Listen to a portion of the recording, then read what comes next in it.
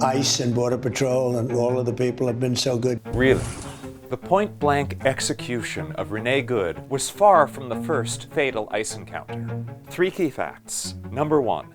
At least 36 people have lost their lives at the hands of immigration enforcement since Trump returned to office. The real number could be much higher given how secretive ICE is. The Trace, an outlet that tracks firearm violence, has documented 16 incidents in the last year in which immigration agents have opened fire on civilians. Since they started invading American cities, they have shot at least 3 people who were observing or filming immigration raids, and at least 5 who were driving away from them. Marimar Martinez, an American citizen, was luckier than Renee Good. She miraculously survived being shot 5 times by Border Patrol agent Charles Exum in Chicago, which, by the way, is nowhere near a U.S. border. There are a lot of similarities to Good's execution. Martinez was shot in her car. Body cam footage reveals the agent who shot her called her a and the Trump regime claimed he was acting in self-defense. But Exum's text messages told a different story. He bragged about the incident, boasting to his friends, quote, "I fired 5 rounds and she had 7 holes. Put that in your book, boys."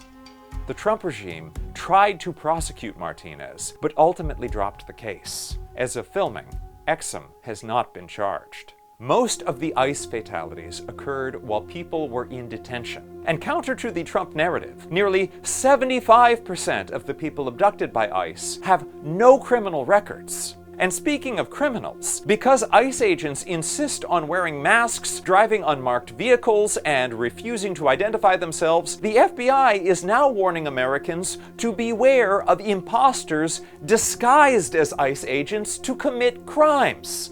How are we supposed to tell the difference between real ICE agents and criminals dressed as ICE agents, if there in fact is a difference? Number 2. The race to turn ICE into America's largest law enforcement agency has resulted in people getting deployed who are unqualified and poorly trained. Trump's big ugly bill devotes $170 billion of your tax dollars to mass deportation and border enforcement. FYI, that would have been enough to pay for more than 5 years of the Affordable Care Act tax credits. In a mad dash to spend that money, ICE has doubled in size in the last year. Have you ever worked at a company that suddenly hired a whole bunch of new, untrained people all at once? It doesn't tend to go well. To boost enrollment, ICE has waived age limits and is offering signing bonuses up to $50,000. And DHS has been running ads that have been criticized for seeming to be aimed specifically at recruiting white nationalists. The training period for ICE recruits reportedly has been slashed to just 47 days. Officials told The Atlantic that the number was chosen to honor the 47th president.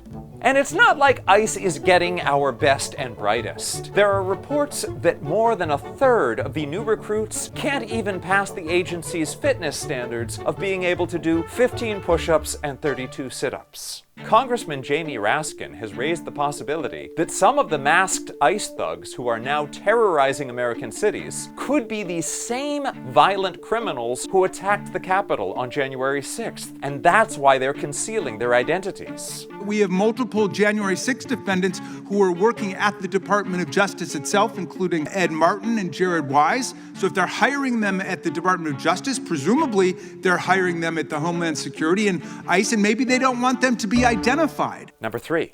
There's nothing radical about the call to abolish ICE. ICE didn't even exist until 2003. The PlayStation 2, American Idol, and the 28 Days Later franchise are all older than ICE. There was no such thing as ICE when Billie Eilish was born. America did just fine without ICE for 227 years. It is still a new thing, and the way it's being used now is totally new.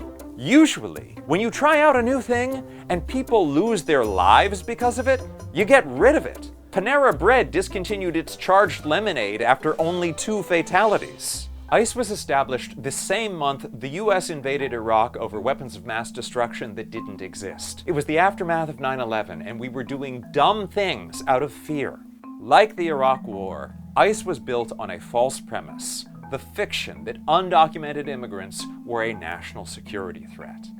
That has turned out to be false. Study after study has shown that undocumented immigrants are way less likely to commit crimes than US-born citizens, and there has never been a major act of terror committed in the US by an undocumented immigrant. Immigrants are not a threat to Americans' lives. ICE agents are. I'm Allan Piper at Piper13 and Piperama. Follow Courier Newsroom for the facts you need.